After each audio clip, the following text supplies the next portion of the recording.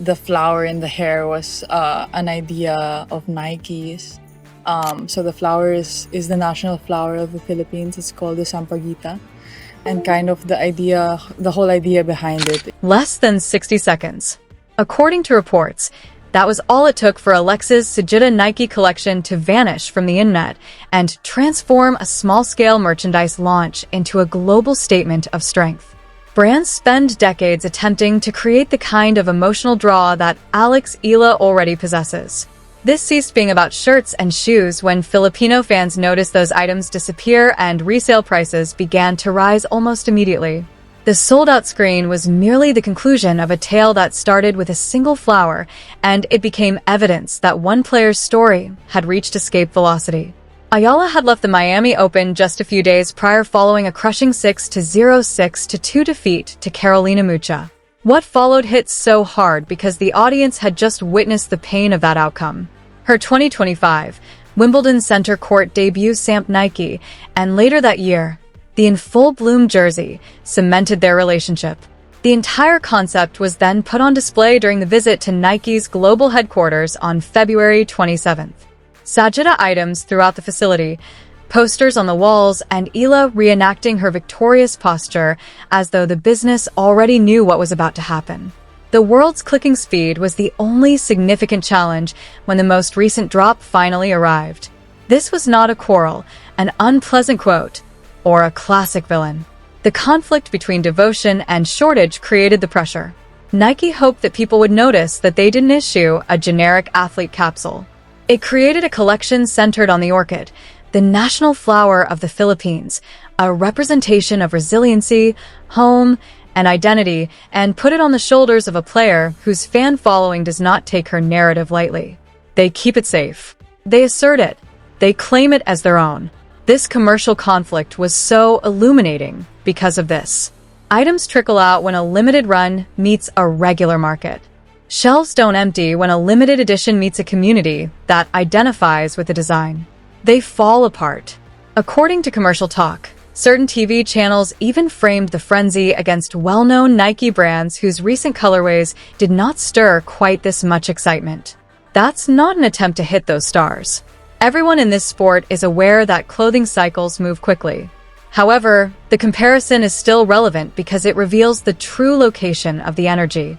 And Alex had the energy in late March of 2026.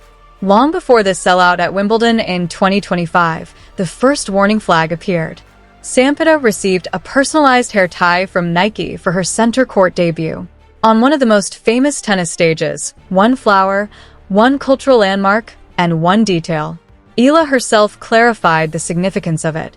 This was so special for me, first of all, to just have something that reminds me of where I come from, of my country and my culture. Makes me special is where I come from. The narrative serves as a reminder of my origins and is the flower of my nation. Decorative branding is not what that is. That is an athlete who refuses to distinguish between identification and performance, bringing national memory onto the floor. It was never a coincidence that she had a flower in her hair. It served as the starting point. The seed originated from that Wimbledon detail. The narrative shifted from symbolism to demand by July 2025. The Nike Bayou in full bloom. Georgina Camus, a Manila-based artist, created the Saga t-shirt, which rapidly sold out when it was released in the Philippines. This is significant since it showed a pattern rather than an anomaly. The hair tie first piques people's interest. The shirt therefore demonstrates that people are prepared to purchase the narrative rather than only see it from a distance. That's how movements make their presence known, through recurring actions rather than a single viral moment. The individuals who initially responded favorably to Eala's cultural message returned with their wallets. You were more astute than the industry at the time if you thought the Samp was growing beyond a one-time Wimbledon edition. Eventually, the market caught up to what ardent devotees had previously witnessed. Nike provided proof in July 2025. Nike announced their aim on February 27, 2026. The treatment was unavoidable when EA got to the Nike global headquarters in Oregon. Special edition shoes, career posters, a dedicated Sampaguita shirt display, and the picture that brought everything together. In front of a memorial to her own ascent constructed by the corporation, Eala recreates her trademark winning celebration. A press release was not necessary for witnesses to comprehend the message. Social media posts, lifestyle pieces, and BSCBN coverage all led in the same direction. She wasn't being treated by Nike like a local athlete. It was giving her tail top priority and encircling her with graphics that felt more like brand inheritance than background ornamentation. The movement was not rewarded with a visit to the headquarters. The business entered it head-on. The figures spoke for themselves once the collection declined. The most recent Sampaguita-themed drop, shirts, shoes, and accessories sold out in less than 60 seconds, according to resale data and fan-tracking tennis content creators. Listings went dark, traffic increased, and pieces started to show up on secondary markets at about 3 times the retail price. The link will go up on Monday. Inventory was gone in a matter of seconds. The resellers are already circling after only a few minutes. Passive interest is not what that is. That is the need for flash floods. Put yourself in the position of anyone who continues to label this hype. You are witnessing a limited collection associated with a 20-year-old Filipina athlete disappear at a speed often associated with international fashion partnerships and the release of megastar trainers. Not following a Grand Slam victory. Not after finishing first at the conclusion of the year. The implications are huge, even though her on-court career is still developing in real time. Her narrative is already making enough money to compel the rest of the sport to take notice. After those pieces were sold, the story reached its emotional climax, in the hands of the people, exactly where it had always wanted to go. Social media was inundated with pride postings, celebration edits, and screenshots of sold-out events from fans throughout Asia and the Filipino diaspora. One thing was evident. Resellers moved quickly. A larger one was revealed by the fan response. This was more than just business. This was acknowledgement. The nation's flower had evolved from a symbol of the court to something that the entire world desired to possess, flaunt, and pursue. That's why the sellout was so important. The audience did not require authorization from a marketing department to perceive that Eala represented something greater than ranking points. When the hair tie first appeared, they were present. When the shirt moved, they were present. The entire tennis world had to face what her fans already knew as the most recent dip disappeared very instantly. Alex Eala is not following a fad. One is being driven by her. Add now the one voice in this tale whose support surpasses that of everyone else. Nike itself. Eala has worked at this company since she was a teenager. The company that expanded the visual language of a custom Wimbledon detail. Her cultural experience was handled as premium brand material rather than niche storytelling, and the firm that welcomed her into its global offices created Sampaguita displays centered around her image. Additionally, Nike's communication was remarkably clear. One flower that can stand on its own is the Sampa. And so does Alexa, a country behind her and a lifetime in the making. This comment is significant because at this level, brands do not carelessly distribute identity-rich messaging. They keep it safe. They give it a test. They save it for sportsmen whose narrative can resonate in a variety of markets. Nike is confirming the precise emotional reality that supporters have been yelling for months when it portrays Aya not just as a rival but also as someone who has the support of her country. The commercial machine is no longer watching with caution. It has made a decision. The headline is the instant sellout. What it suggests about the future of women's tennis is the deeper transformation.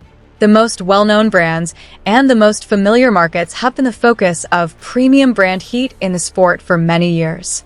Somewhere else, Ayala's Sagitta lost points. It demonstrates that a tennis player from a developing country, I can create premium demand at a level strong enough to cause supply distortion in real time because I'm carrying an actual cultural emblem. That isn't a seasonal side tale. The timing is important since it is a blueprint of the future. With Charleston, Stuttgart, and Madrid about to become the next venues where fans, brands, and cameras track not just Ella's performance, but also the volume of her presence, the clay swing is rapidly approaching. Roland Garros and Rome follow.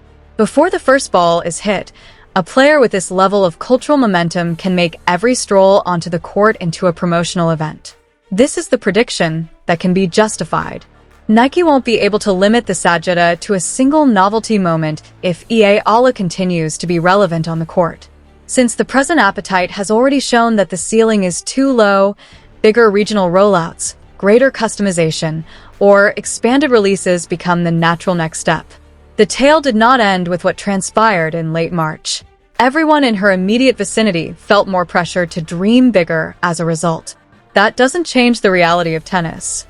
In Miami on March 23rd, Aya was largely destroyed 6-0, 6-2. Indian Wells had already given Linda Noskova another tough score line prior to that. These outcomes are genuine and appropriate for the narrative. What important is what the fallout showed. Ella did not disappear into shame, and her neighborhood did not use one difficult night as an excuse to retreat. In a matter of days, the discussion surrounding her name had changed from being a painful statistic to a sold-out cultural statement. That isn't denial. It's a matter of perspective. Losses are still a part of the journey. Yes, but they are no longer able to define the frame as a whole. A garment in July, a flower on a Wimbledon hair tie, an Oregon headquarters display on February 27th, and a Miami defeat on March 23rd. Then there were screenshots of the identical two phrases flashing across all fan accounts: the plummet, the scramble, the empty inventory, and the resale rush. Sold out. That's the whole picture. Alex Eala demonstrated that her impact is no longer limited to scoreboards and draw sheets. People instantly recognize the sign she carries. Additionally, the reaction was so strong that it felt historic when Nike transformed that symbol into a collection. This is the question, then. Is Alex Eala already the company's most captivating young star in women's tennis after the under 60-second craze and that complete circle Nike HQ coronation? So, before you say it aloud, do you need to see Madrid and Charleston? You belong in this area of the tennis world if you understood the significance of the Sampaguita before the rest of the market did. Fans who saw the early warning signals will follow every new chapter on this channel, from the next tournament admission to the next drop that the internet might not survive, so be sure to subscribe and stick around. The pace of this story is too rapid for casual viewing.